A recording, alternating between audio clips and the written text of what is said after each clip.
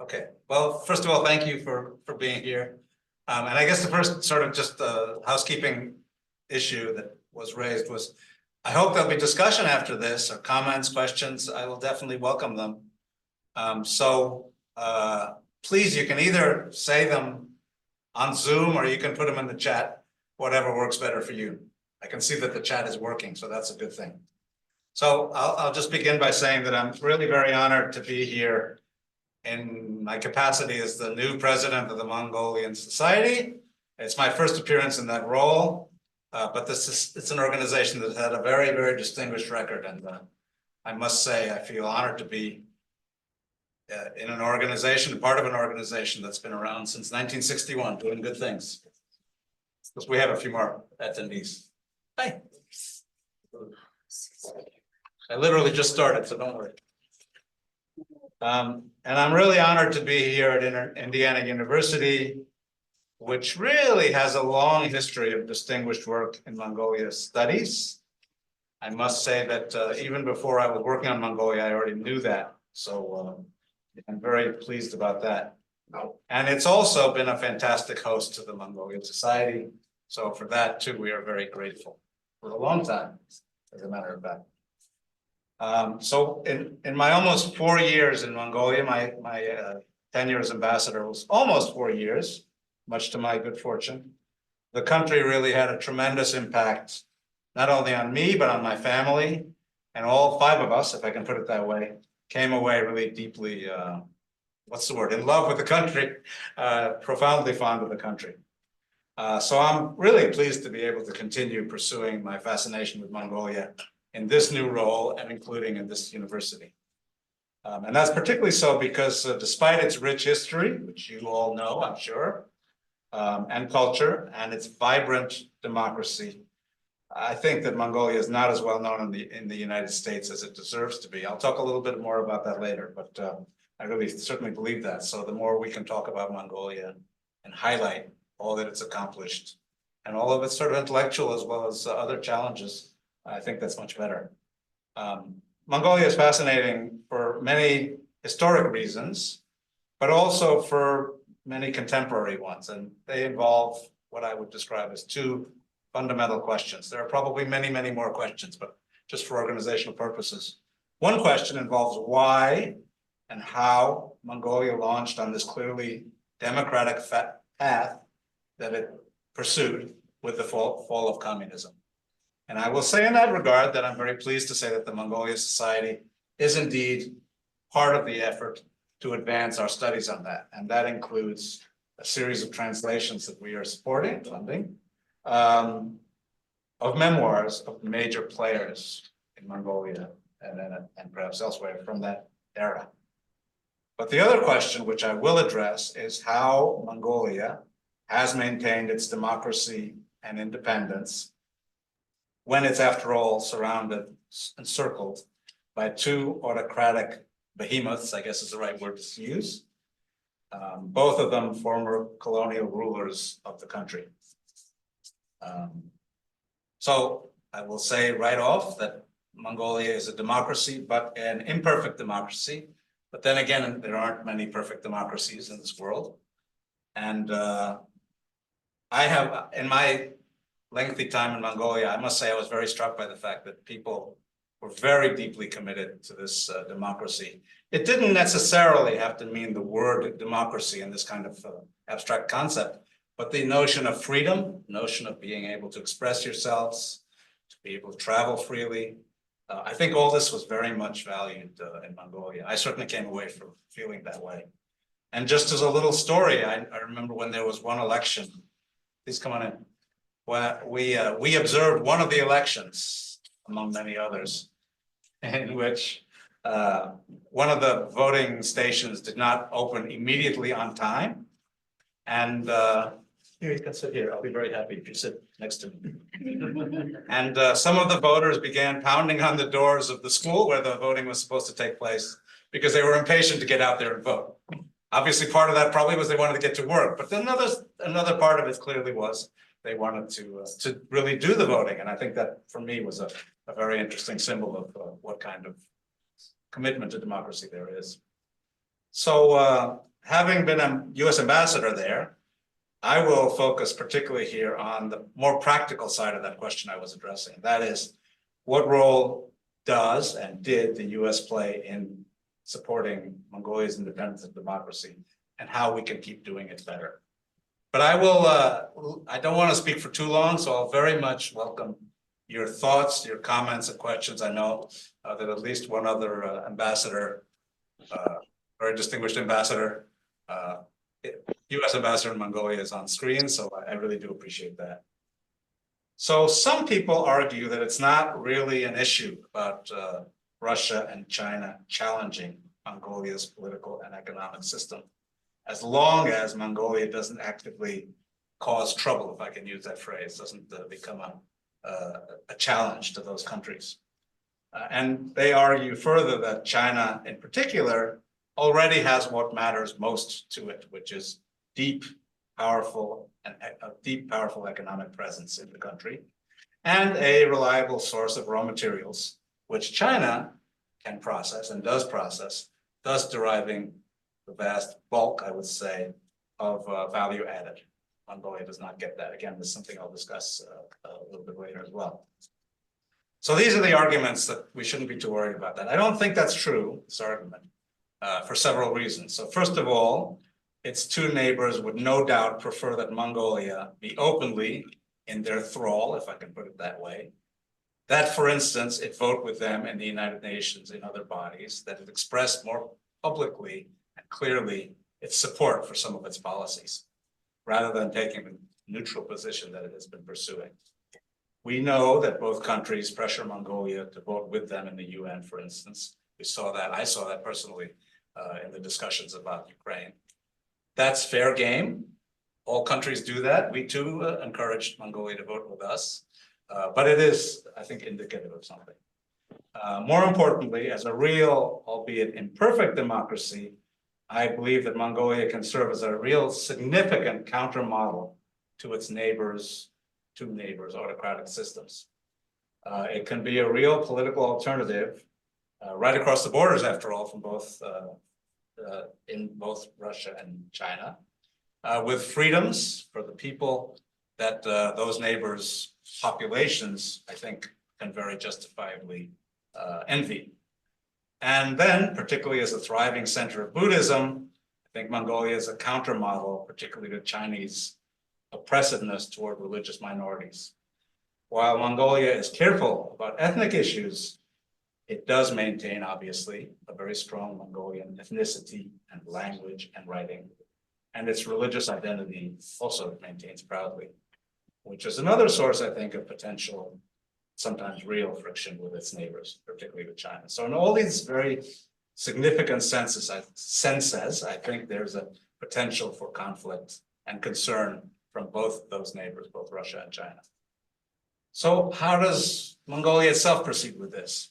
Mongolia uses various strategies. I'll just highlight a few of them kind of from an analytical point of view. And I will say that its approach to date has been entirely successful. And I'm encouraged that, that not only that that's the case, but that it's looking very promising. So of course, Mongolia has been careful not to take steps or articulate views that could provoke Russia and China too strongly and provoke the kind of reaction that Mongolia is very much trying to avoid. That's where the neutrality position is obvious. But I think also, it really struck me in my time there, that the Mongolian government and Mongolian elites as a whole have a very good feel for what they can say, what they better not say, to maintain that, careful balance, I guess you put.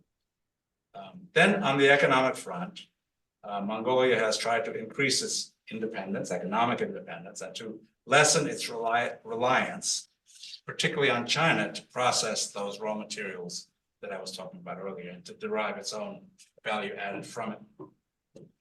Therefore, it's tried to get investments from abroad as well as from within Mongolia to process some of the raw materials, not only mining, but also the cashmere and so forth.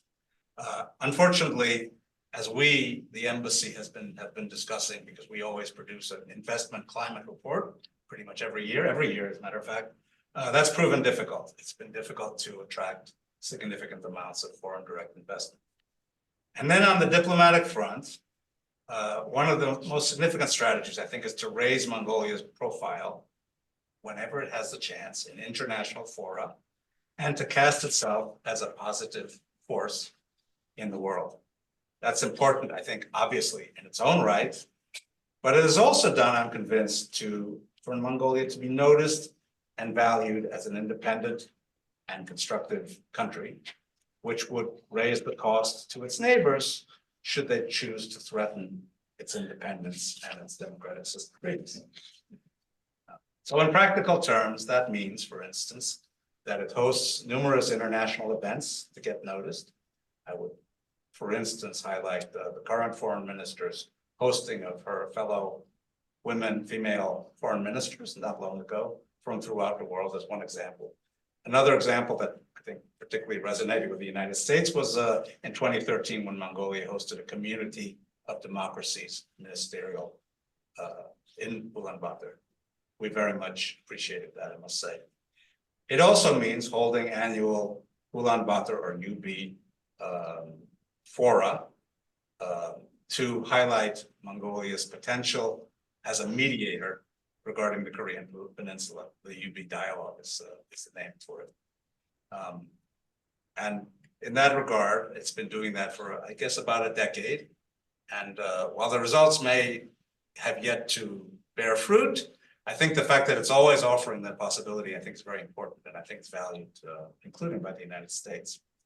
And very importantly, it means playing an active role in peacekeeping. I think you all know that Mongolian peacekeepers have a very distinguished record, as a matter of fact, something that the peacekeepers of all countries cannot claim. I think it's perhaps one of the strongest peacekeeping records, if not the strongest. But the peacekeeping role is important. Now, it's true that peacekeeping also has other benefits from Mongolia, and that is financial. Its troops are paid, and the country receives some funding as a result. But I think it's much, much more than that, important as that may be. It is also a way, in the context of what I was talking about, to raise the profile and image of Mongolia as a constructive member of the international community. So this is what Mongolia has been doing on its own as a key part of its strategy, and I think that's been extremely effective. There is much more to discuss on that, but we have to sort of limit what we're focusing on. So the other diplomatic strategy is to maintain its independence through this third neighbor policy, which is going to be the subject of most of what I talk about. And that is, of course, a strategy of cultivating ties with countries other than those two physical neighbors. And indeed, I will tell you that in my time in Mongolia, and I imagine it's continued since then, Mongolia has looked to expand ties further. In my time, it was talking about Vietnam, Kazakhstan, Kyrgyzstan, as among the other countries that were being pursued as strong third neighbors. But of course, what I'm going to talk about is the fact that the U.S. has been a pivotal third neighbor. And I must say that we take that role responsibility very seriously. Indeed, as I think all of you know, it was a visiting American Secretary of State in 1990, James Baker, who was credited with having coined the phrase third neighbor policy. It's a rhetorical phrase that has really stuck. And it's at the top of every U.S. ambassador's agenda, and it certainly was at the top of mine as well. It is meant to show the U.S. commitment to Mongolian democracy and independence, both rhetorically and through vigorous programming that helps promote those two other Mongolian strategies that I talked about, the economic independence and the country's constructive role in the world. And it's meant working with other like-minded third neighbors, since working together is always more effective than working alone in diplomacy as elsewhere. In my time, that meant not just joint demarches with the foreign ministry, with other government officials, of course, and coordinating programs with other third neighbors, like-minded third neighbors, we diplomats like to call it, but also things like the Quad security architecture, which is a US architecture done jointly with Australia, India, and Japan. And we use that Quad, for instance, to meet regularly among the four of us ambassadors, but also to weigh in with our Mongolian counterparts really to stress that democracy is a route that we encourage them to pursue, and that we, 4 countries, significant countries, are ready to help with to the extent we can. So how do we do that in practice? As the US, let me focus on the fact that I always spoke about 3 central pillars of our effort that have been long-standing, and then one that gained prominence in my time. I guess I called it the 4th pillar, whether I think it was an appropriate way to put it. The first pillar, of course, is economic, and in some ways that's always the most critical. So Mongolian officials always hoped for and urged us to encourage more US foreign direct investment in Mongolia. And like every US embassy, we supported American investors looking to invest in Mongolia. And there was a fairly steady flow of those kind of investors, at least looking. The biggest foreign investment, of course, is Oyu Tolgoi, the giant copper and gold mine. Although Rio Tinto, the owner, is itself a UK-Australian company, not an American one, it has a significant American investment levels. So it was very much of significance to us as well. But part of the problem was that Oyu Tolgoi itself, had difficulties, ongoing and episodic at times, resulting in significant measure from politicization of this project. So when I was there, for instance, there was a halt to the excavation work being done to prepare OT for its full use. And there was a lengthy standstill that finally was resolved. But you can imagine that that was a discouraging signal when things were not advancing for foreign investors. And I must say it was very discouraging for us at the time. So my role and my colleagues was to point this out, to point out that the standstill in OT was a real problem. Make that point clearly in public, and at times even more clearly, if I can say that, in private conversations. As I say, we did that and more broadly discussed the investment issues in conjunction with our other third neighbor ambassadors. Those same conversations, I assure you, took place in Washington, other third neighbor capitals, at energy, business conferences, and elsewhere in what we might call a full court press, because it was very important to us economically. It's vital that this element continue. I will not claim that our efforts, rhetorical and otherwise, were in and of themselves decisive, but I am convinced that they had a role, and the breakthrough did come. There was a restart of excavation work to everyone's relief and really to the benefit of Mongolia. And I'm glad to see that, as far as I know, at least that's continuing. Then, like every US ambassador throughout the world, we and I work closely with the American Chamber of Commerce on broader investment issues, including things like legislation to increase transparency, and therefore to help fight this real problem, scourge of corruption that still continues to plague Mongolia, and that is acknowledged by Mongolian officials, and thus to make it easier for foreign investors to invest in Mongolia. We did this not only, but this is important in its own right, but I think it's even more important in terms of increasing Mongolia's ability to process its mining resources at home. And again, this is a question for investment. So therefore, we made many efforts to encourage that kind of investment and to find new ways for the value added to remain in Mongolia. That's true not only in mining, and here let me cite to you an example in another sector that I think is very near and dear to Mongolians and to many others, and that's Kashmir.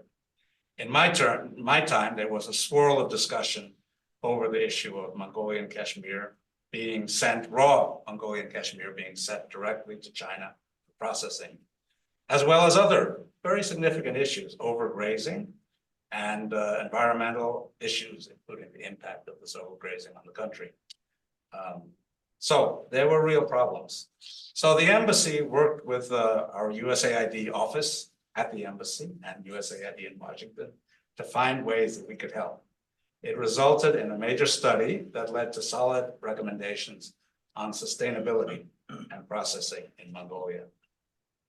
This study, I think, was actually very good. I read it quite carefully several times over, and I found it had some very strong recommendations. It was published and put on the internet. We talked about it extensively to our contacts. Now, some people might say, just another study, another analysis without any results. All I can say is that it had great recommendations that advanced Mongolia's deliberations on how to fix this economically and socially important sector.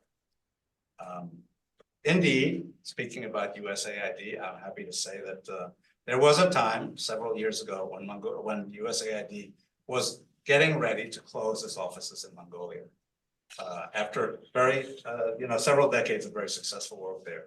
And I'm happy to say that in part through the embassy's efforts, we were able to reverse that. So USAID continues now to have a very active presence in Mongolia with a lively and effective office there and very effective programs. So another key effort that was something we pursued was the Millennium Challenge Corporation. Millennium Challenge Corporation, some of you I can see know, is a program by which uses US funding to develop significant infrastructure. And that also has a very important governance component. So in our case, we initiated a second MCC compact, that's the term used for it, this time to really overhaul the water sector in Ulaanbaatar, which really needed some strong overhauling. And that was a very important effort, but it also demonstrated a real financial as well as other commitment to Mongolia as our third neighbor. So as I say, economic elements were a key element of this third neighbor policy. There's one more thing I would add simply, and that is that it struck me and it struck many of my colleagues that Mongolia was developing a strong IT sector, including among young people, and including, by the way, among women, which is significant. So we had a lot of programs to encourage development of IT skills, and we also encourage American companies to look at partnering with the IT sector in Mongolia. I think that was tremendously important, and it has a very promising future.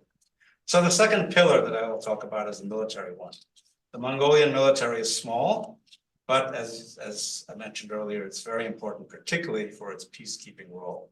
And the US did a lot to strengthen that peacekeeping effort, from building much of the training facilities used to teach the peacekeepers, to helping transport peacekeeping troops to and from their destinations.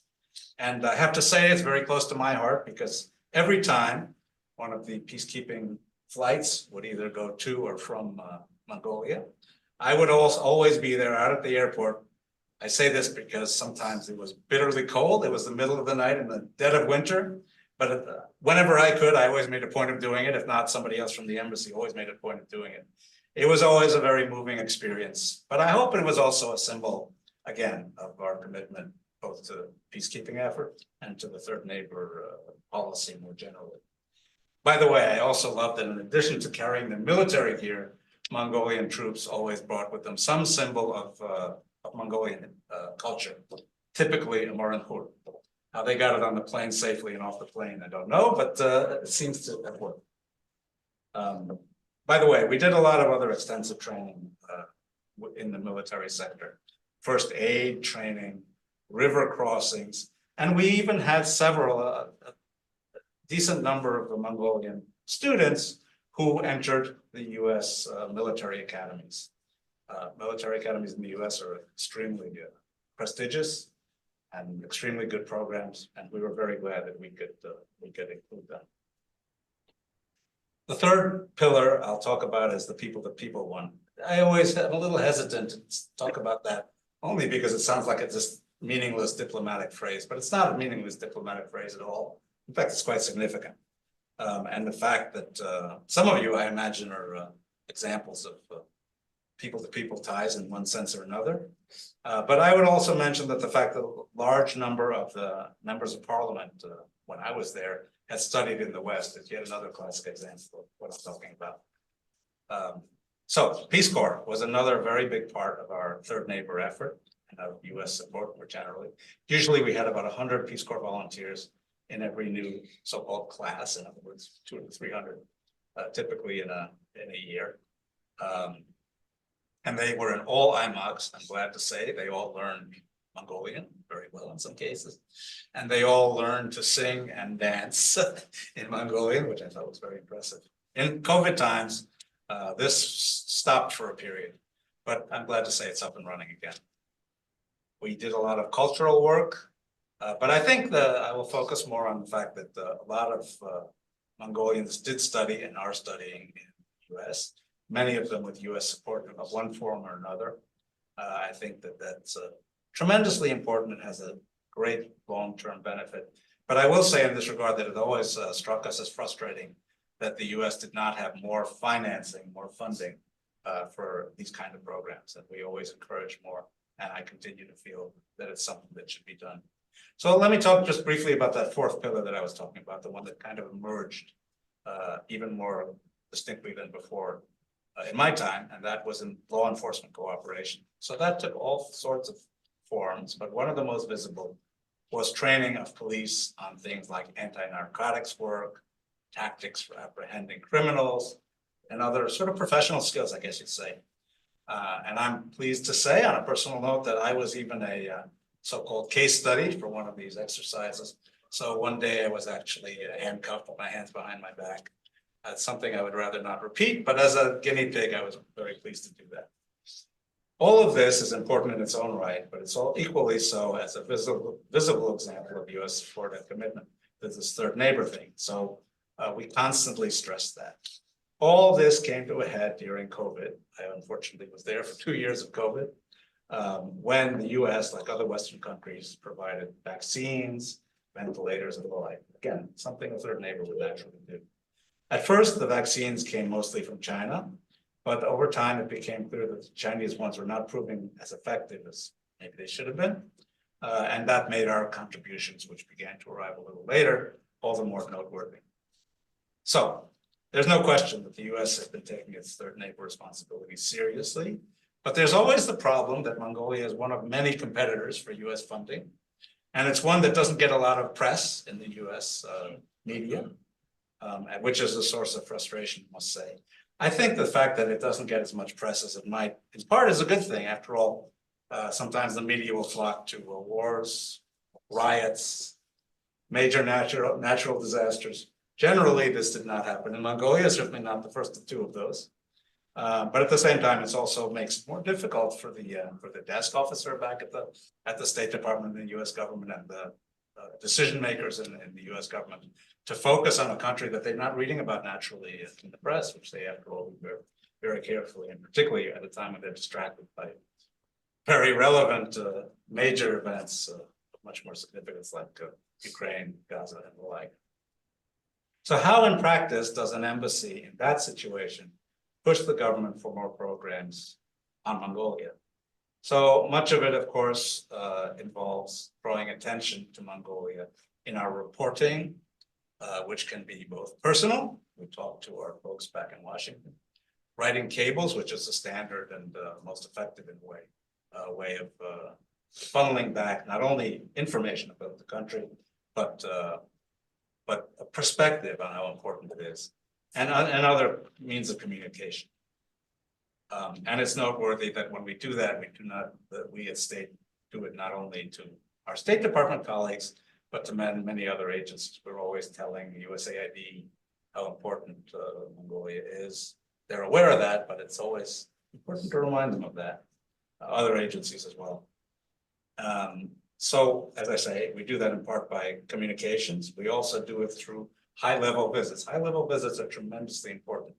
They can be congressional delegations, but I think the most significant are always, of course, when there's a presidential visit. And I was very fortunate in my first few months, actually, in Mongolia, that we had such a visit. By the way, such high-level visits are important because they draw attention to the country, but they're also significant because they bring new initiatives, what we diplomats call deliverables. We sometimes hate that term, but it actually makes a lot of sense.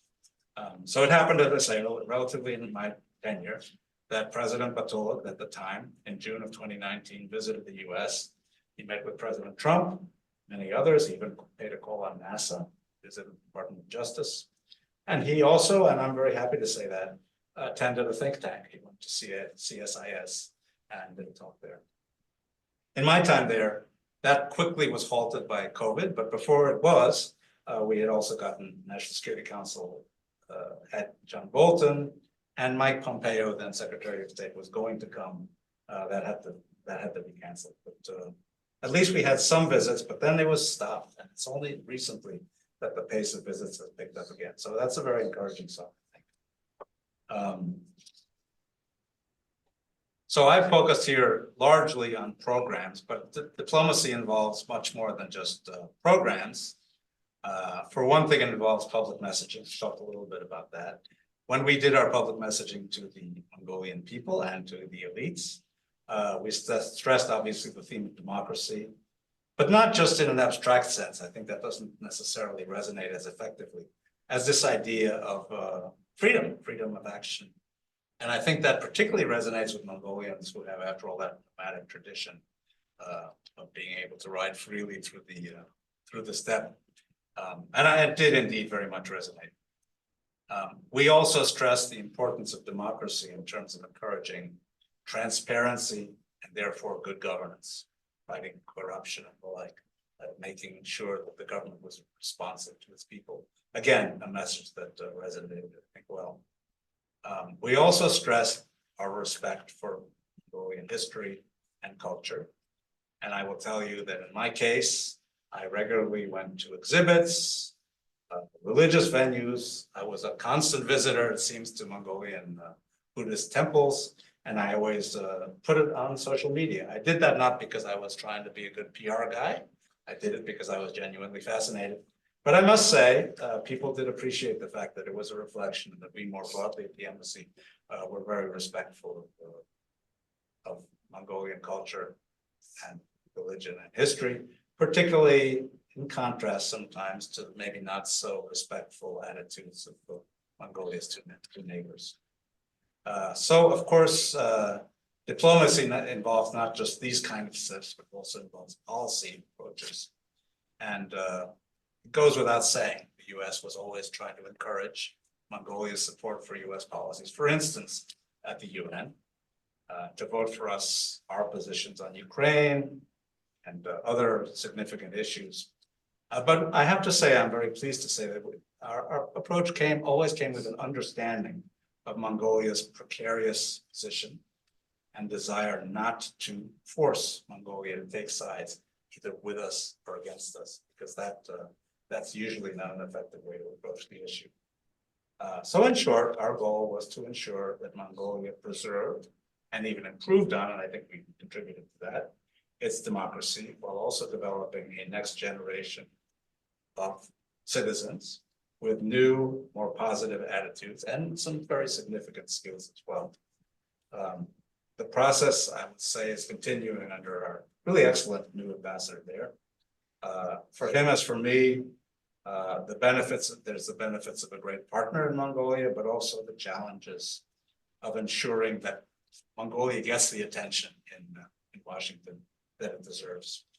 So it's difficult, it's exciting, but I have to say, in the end, I had a wonderful time in Mongolia, and I think we did a pretty good job, with room, no doubt, for improvement. I would welcome your thoughts on ways we could improve, but also your questions and other observations. So thanks a lot for your attention. And I do hope there are questions or comments.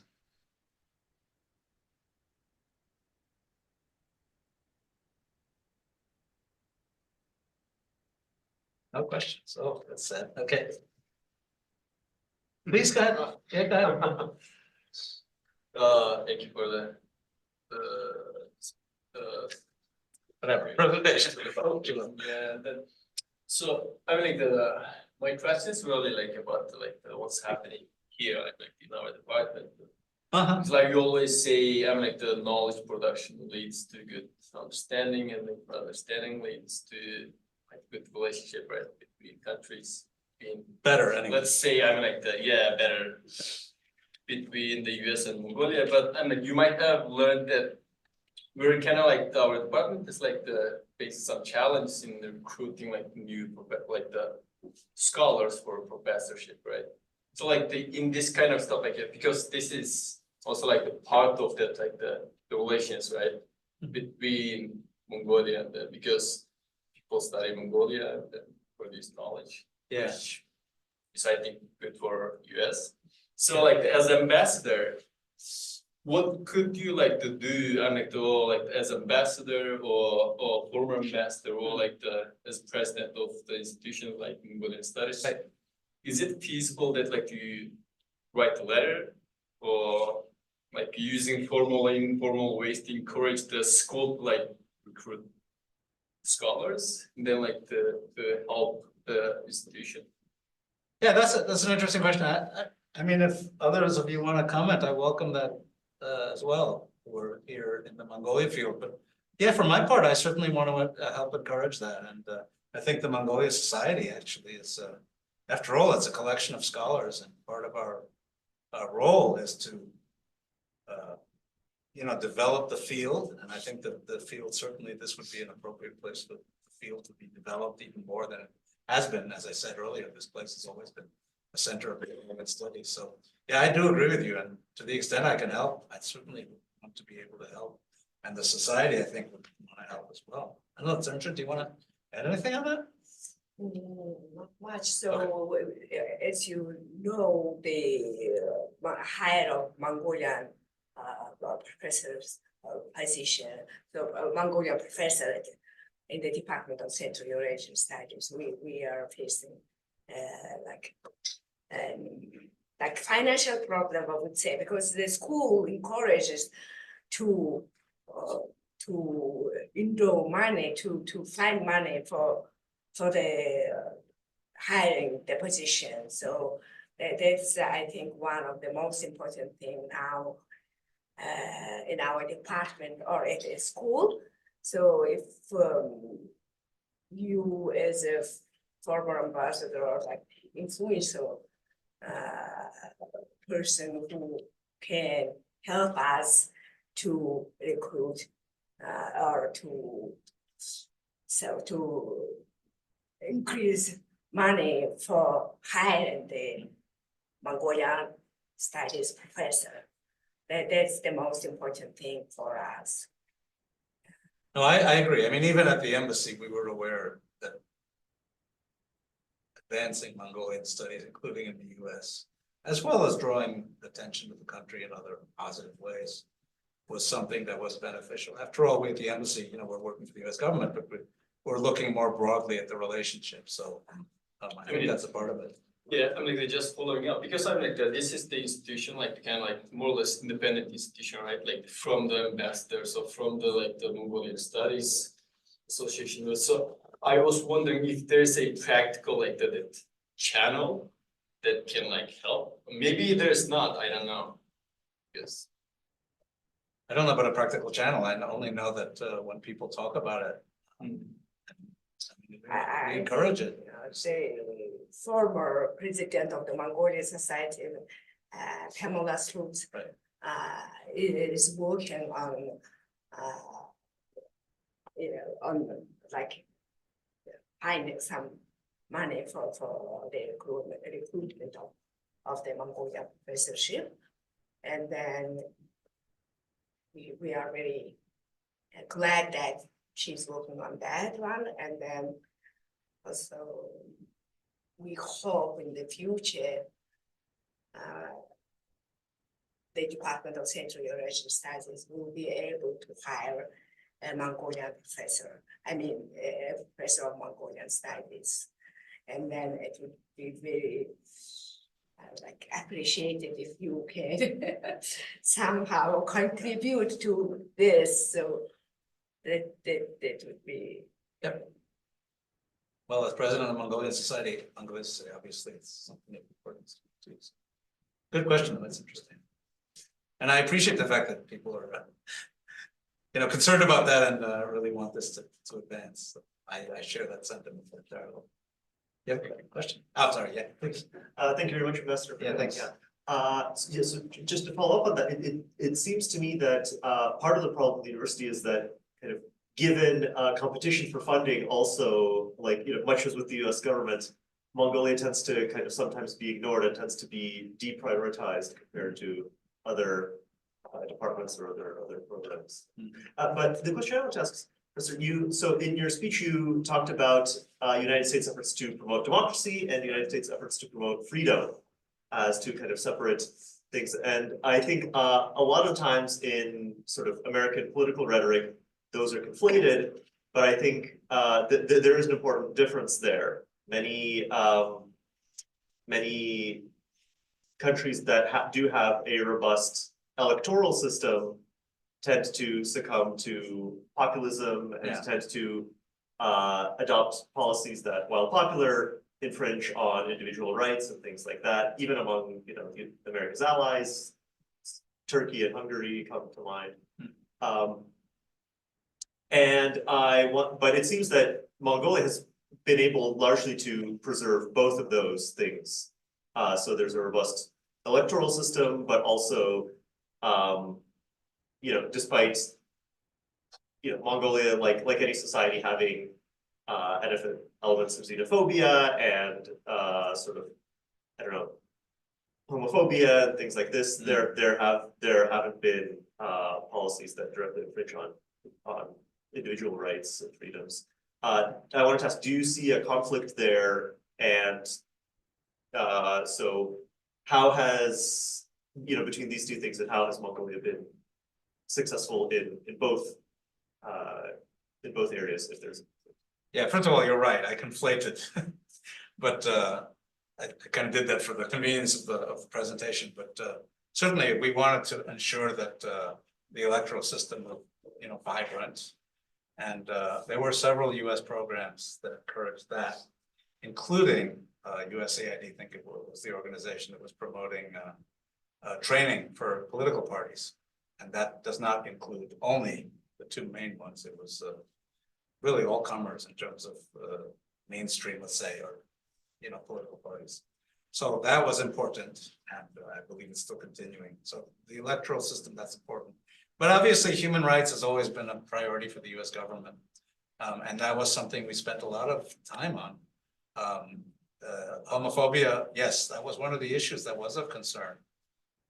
We, in fact, participated in the occasional demonstrations in support of LGBTQ, et cetera, rights. And every embassy every year produces a human rights report. It can be a rather large document, but I mean, it's very comprehensive and it tends not to pull punches, really. So we certainly were talking about human rights at every opportunity. That included talking to members of parliament, members of the government, privately as well as in public about issues of human rights that were issues of concern for us, because it was important. Press freedom, another issue that was of great importance. Again, all this had to do from from the perspective of our argument, not only in terms of equality and justice, but even governance. I think that's an issue that sometimes resonates very well with people. So it's both a practical as well as a kind of a moral use argument, but both were very important. I agree with you. Yeah. So if I can ask a quick follow-up. So what happens in case, let's say, a party that it has a less clean human rights record starts winning elections? What is the policy of the United States in situations like that? Well, I mean, it's a little hard to say in the abstract, but generally we are very outspoken about human rights, I think, throughout the world. So, depending on the circumstance, I think we would certainly express our concerns and do whatever else we could sort of within the bounds of what's appropriate for our policy. But, if there's one area I don't think we can be criticized on, it's sort of this focus on human rights. It's been kind of emblazoned in our policy. I'm personally very glad that it is. I can't, it's hard to answer you specifically, absent, kind of more specific circumstances. Good question, thank you. Other comments, questions? Yeah. Oh, good. Oh,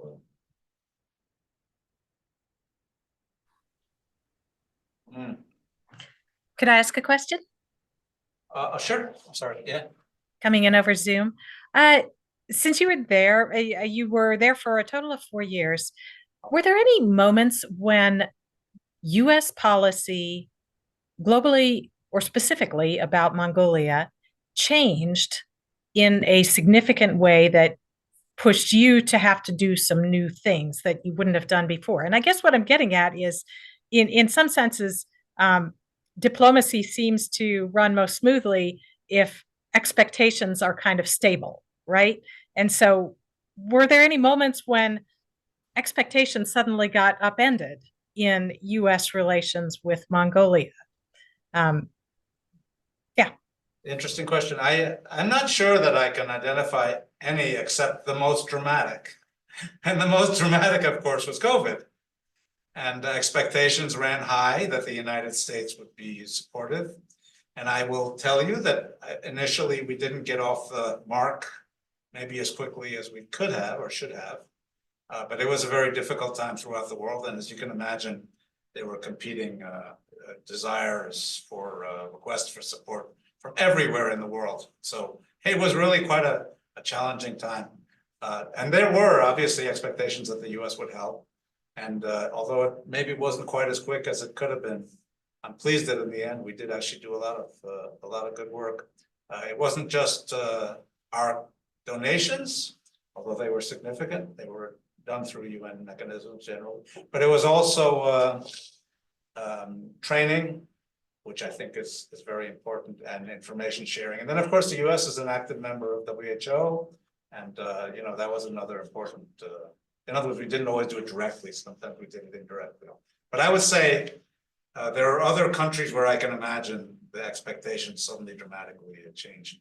It's much more stable, at least it has been, fortunately. I hope that answers the question. Thanks. I think there were more checks. Yes.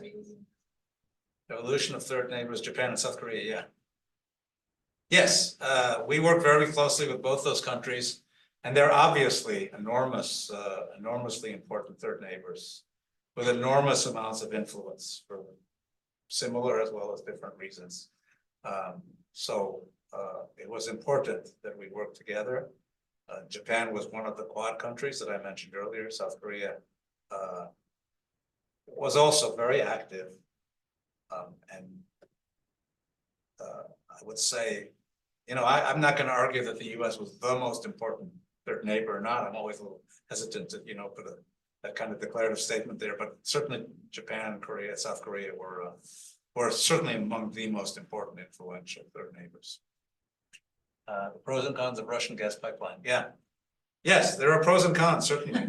I mean, the pros involve a lot of money, and also the pressure that Mongolia is under from both, particularly from Russia, because as far as I know, China has been sending not so clear signals, at least in my time there.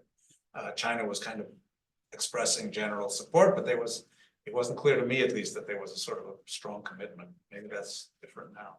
So the pros are obvious, but the cons, of course, involve a greater dependence, which can be very dangerous.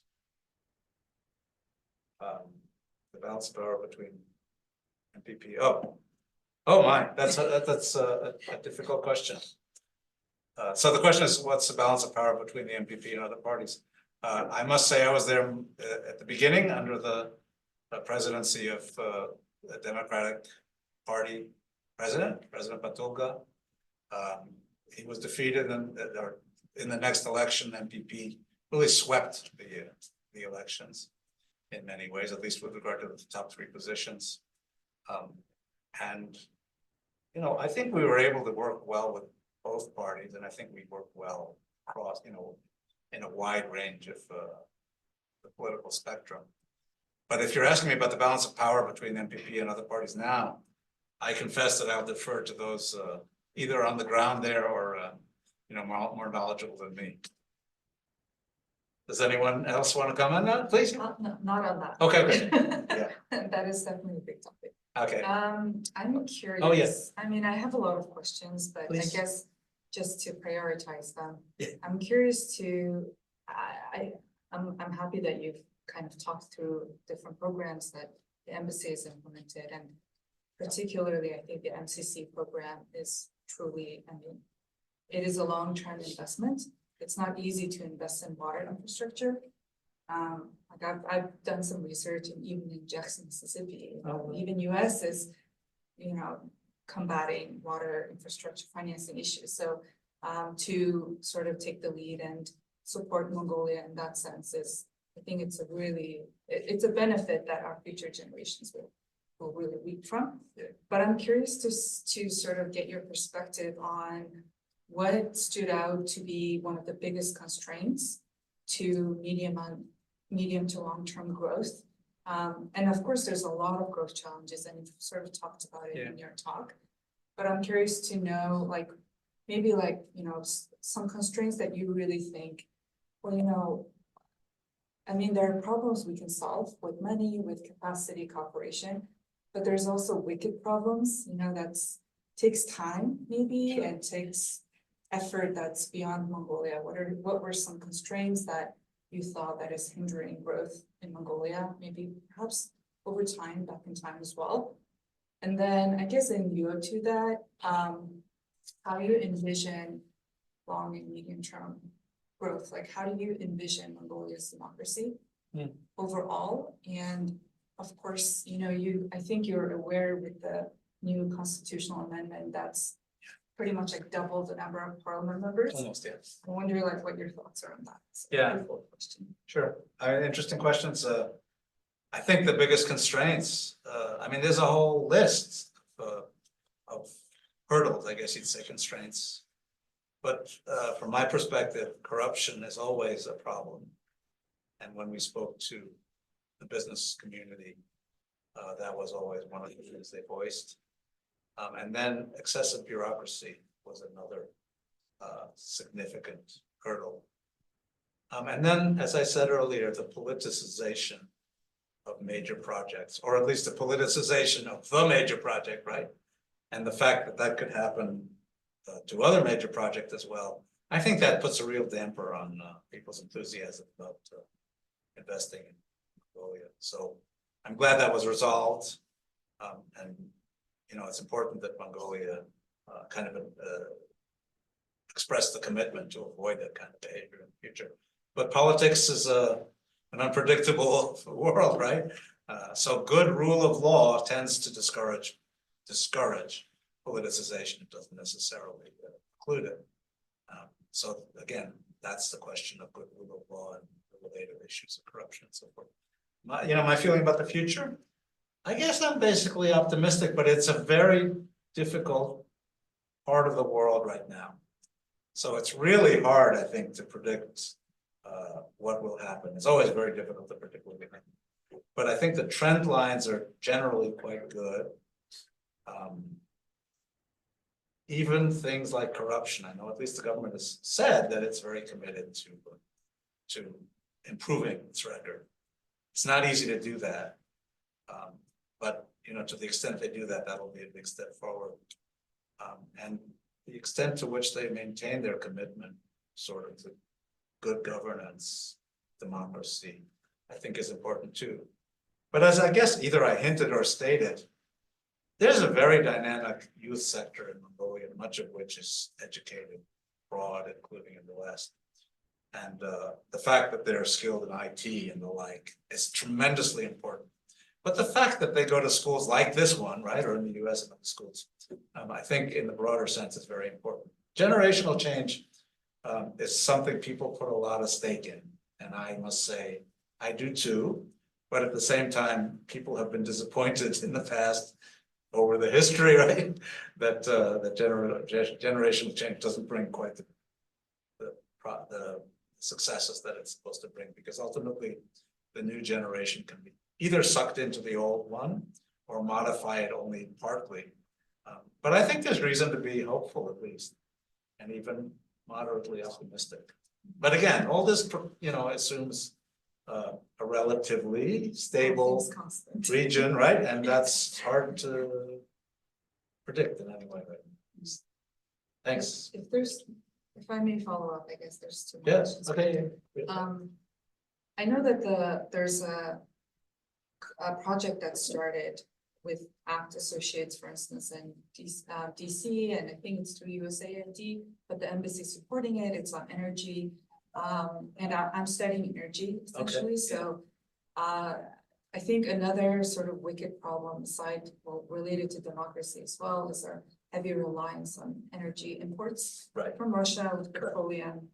But then also our energy structure being so heavily dominated by fossil fuels. Yeah. I wonder what your thoughts are on that, like how, because that's gonna really shift how we think about it, any kind of sectoral growth. I feel not just the energy sector, essentially, even globally, we need to change the way we work and think about policies. So I know that, I mean, the discussion is sort of getting more intense, I would say, globally, and there's increasing research as well. But what are your thoughts on that in relation to long-term growth? Yeah. Yeah, it's a little hard to say. On the one hand, we certainly encouraged more clean energy, obviously do, and I'm sure that's continuing. In fact, I know that subsequent to my time there was at least one visit, high-level visit that involved energy issues. But on the other hand, coal is still vitally important to the economy of Mongolia. So in a way, it's caution, let's put it that way, but shifting too quickly is understandable, even though the long-term future, I think you're absolutely right, is in other areas. I mean, it's hard to really know beyond that what's going to happen. We certainly encourage clean energy there as elsewhere, and we do have programs, and I think we did have programs in that regard.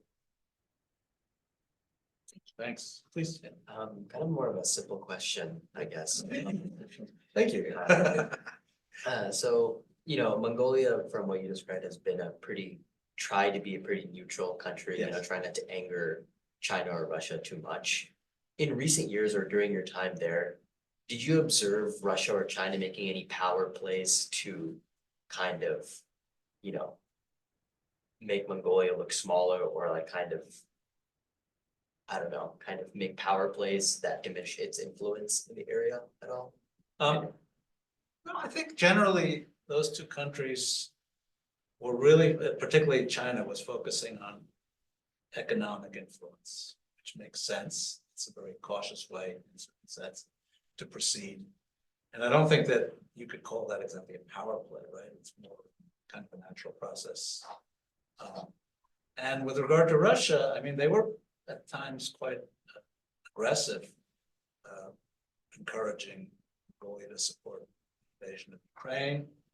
And, to their credit, the Mongolians were again very cautious about doing that.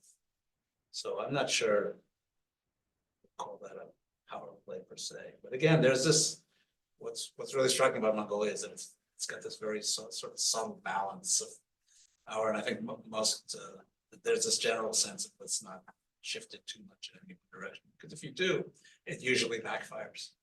So there was at least one occasion I remember when the Russian embassy issued, it's a very small point, but issued a sort of a scathing criticism against, as I recall, the Democratic Party for being critical of Russia and Ukraine.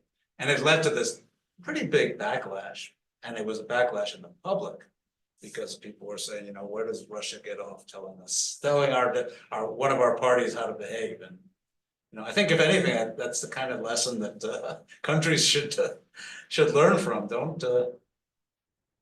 be too arrogant or aggressive, particularly in a country like that. And I guess just a really brief follow-up to Yeah, that. please. What was the biggest did you ever have any disagreement? Did the US embassy in Mongolia during your time there, have any differences of opinion, major differences of opinion or different views on how to proceed with any subject with the Mongolian government on any kind of issue? I mean, of course, there were many issues where we were encouraging to take a different path, right? That's just natural. And I think, again, going back to even LGBTQ rights, I mean,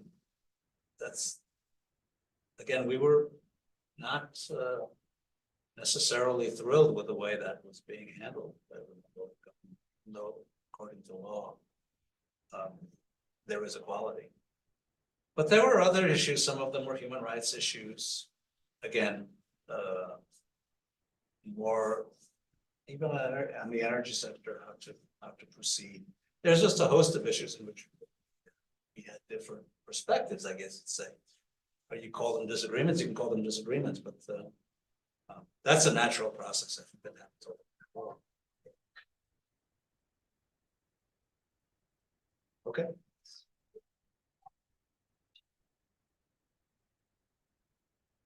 Yeah. Good. Well, South Korea continue to be great. Okay. Okay. Oh, but the question about the 10th book, yeah. Yeah, that's a really interesting question, and yes, that was something that we sort of saw coming, I guess you'd say, because it was the quiet talk of the town even before it became kind of the public talk of the town. And I'm actually pleasantly surprised that the process is now moving forward.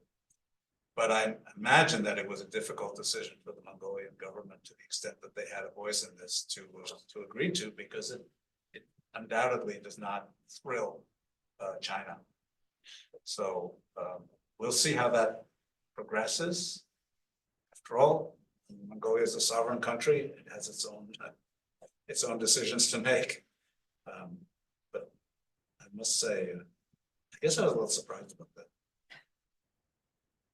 Can improve its okay, how it can improve it and increase its support as a third neighbor. Yeah.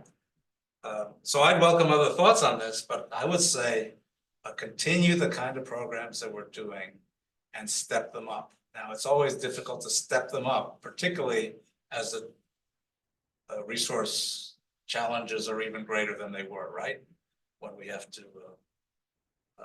support Ukraine, when we have to deal with other issues, Gaza, it all makes for hard and more difficult to focus on a country like Mongolia and much of the rest of the world, and also to fund more programs. And funding is a limited resource, and it's something that's always being competed over very fiercely, I guess is the word. But I think more of the same is important. As I say, I think more education programs. You know, that's the kind of thing you can always say safely because it's always a winner. But I do actually think that the US is not doing even as much as China is doing. Now, I think, frankly, my impression is that when Mongolian and other students come to the US, I like to think we make a better impression than visits China will make. So in that sense, maybe it's it's positive, but that's one area that I think we could do much more on. A lot of democratic programming is healthy, and there's always room for more, particularly with the election coming up. And a tremendous amount otherwise. Other thoughts on that, by the way?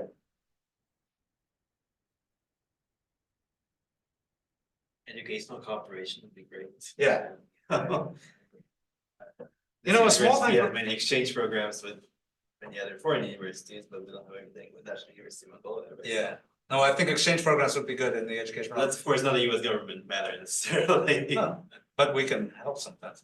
One of my goals as ambassador, and I failed miserably, was I was hoping to link up one or two or more major American think tanks with a Mongolian counterpart. I think it's very important. I think it would, number one, it would draw more attention to Mongolia in the think tank community, but I think even more importantly, it would encourage more think tank work in Mongolia, therefore the kind of policy development work that we see here in the United States. I have to admit that was one area where I fell extremely short of my expectations. I can always blame COVID for it, and I do to a certain extent, but I'm hoping that really takes off. And it was interesting when President Batuluk went to the US, as I say, he spoke at CSIS, and I kind of hoped that would lead to closer ties and maybe even some kind of institutional ties. To the best of my knowledge, that didn't happen. I think that would be a real healthy development. It's not a major policy issue, But I think as we look, sort of think forward to Mongolia's future, those kind of ties are a benefit to both sides in many respects. Great question, thank you. Please. Yeah, if anyone else has questions, I would ask another one. So, I'm a history student, and also the Central Asian Studies Department. Right. And, I'm certainly very interested in what's going on in the world today. But I feel like, on one hand, historians, kind of tend to be detached from current events. On the other hand, I think today, around the globe, history is being weaponized in very, very dangerous ways, and I think where it's going. The former Mongolian president recently, kind of on Twitter, went out with a very sort of snarky response to Former. Former president, a very snarky response to sort of Right. Putin's weaponization of history to stake claims to Ukrainian territory.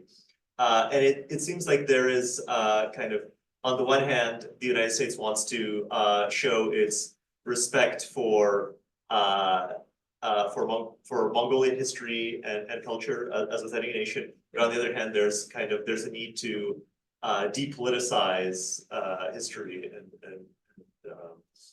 historical scholarship. Do you see any kind of challenges in finding this balance, or do you have any other thoughts on this? Yeah, I mean, I guess it's a question of how Mongolians understand their own history. One of the things that I was a little surprised about, to be honest, was that there were very few books, even in Mongolian, to the best of my knowledge, about the Stalin era purges, right? In English, am I right? I think we were talking about this the other day. I don't think there's that kind of knowledge. Although, at least the people I spoke to, most families had at least somebody in their family who had been subjected to political repression in that era, right? Tregelson era. So I am a little bit surprised that there isn't more historical knowledge, and I know some people in Mongolia felt the same way. The only book that but admittedly it's an English language book, but The Green-Eyed Lama, I think many of you know that, is I think the only book, at least that I know, that talks about what happened in that era. I know it's also written in Mongolia, very good Mongolian. So to me, that's one of those issues where history, maybe it's not a question of depoliticizing, it's in fact the question of highlighting more what happened so people don't forget. People forget history, well, you know better than anybody if you're a historian, but that's always done at a great risk. Does anyone else know of sort of how this is addressed in Mongolia? I can only give you my impressions, otherwise not for people. What do you think?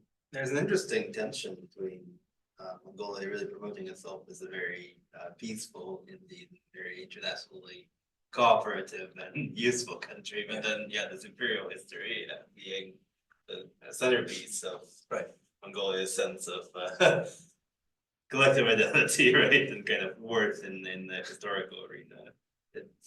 I don't really see how those two things can be reconciled very successfully, but they do it somehow, right? Yeah. Was the Museum of Political Repression closed for 10 years? Yes, it was closed, sadly. And the building was, the small wooden structure had been removed somewhere. I think it wasn't destroyed, I'm not sure, but it was not there anymore. It was there in my first few months there and then it went away, but I never entered that place because by then it had already closed, so. Did you go there? Yeah. I just wasn't sure when. I apologize for missing your talk too. Oh, no, that's good. A meeting. Yeah, no worries. How was the museum? It was small and it was, but it was pretty remarkable in how adamant it was about political repression coming from outside of Mongolia. Very much like the presentation at that museum. I'm sure lots of people on Zoom were there too. Like the presentation at that museum was very much that it was like the Russians and Soviets came down over the border and repressed us, as opposed to it being something that was internal driven. So you could see that people were not yet ready to grapple with that aspect of the history. That's your point. Actually. Yeah, I'm really sorry I didn't get to see it. I think the closest thing I could think of in popular culture is probably Pearl in the Forest, that Moyle film, the Yeah. film, that was quite popular. Which film? Pearl in the Forest. Oh, yeah. Girl in the Forest. Okay, this is in Mongolia. What kind of movies it come out about like the time of Japan, do you know? And about the books like lately. I think in terms of quality, to be honest, like.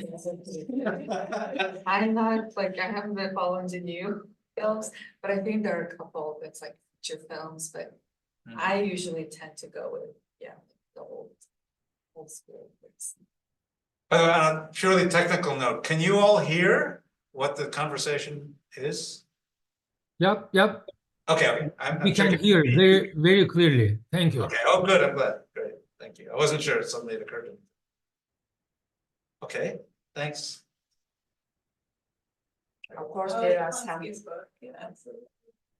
books and movies There's- about that time, but as you said, like the quality maybe. There's Poisoned Arrows, which got some very critical academic reviews.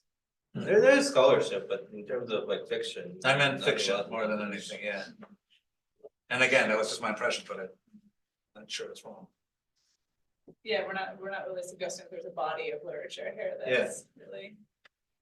But- I mean, for instance, I know in Russia, there was a body of literature about Stalin repression, obviously, right? And it was, and I can identify it, and I know a lot of people read it and it had a huge impact. But There's no Sammy's dot like that about it. yeah, that's. Say that. But in Mongolia, there's this sticky question of responsibility and having to confront, the part that Mongolian politicians and Mongolian society do, like, that's very uncomfortable compared to producing yet more stuff about the Great Genghis Khan. Yeah, that's true. Right, we've got an alternative. Okay, I'm not sure there are more questions, so if not, then I thank everybody for coming, and I hope it was useful, and I appreciate the discussion as well, because for one thing, I have a lot to learn still, obviously, but I was trying to share my impressions at least from a very happy and fascinating time in the country that I found fantastic. Thank you so much, Michael. It Thank has you. been an honor to host you. Thank you. Oh, wow, thank you. I appreciate the nice words. Okay, thanks, then. And I appreciate it. And thank you also. I always appreciate when there are good questions, great questions. There's nothing, I can say this, whether it's online or not, I can say there's nothing worse than a speaker who doesn't get any questions. It's it's devastating, I think, right? But this was not the case today, on the contrary. Doesn't that happen all the time in diplomacy too, that everyone's just silent, they're thinking about it? Yeah, that's why sometimes plan questions is difficult Right. to avoid this kind of scenario.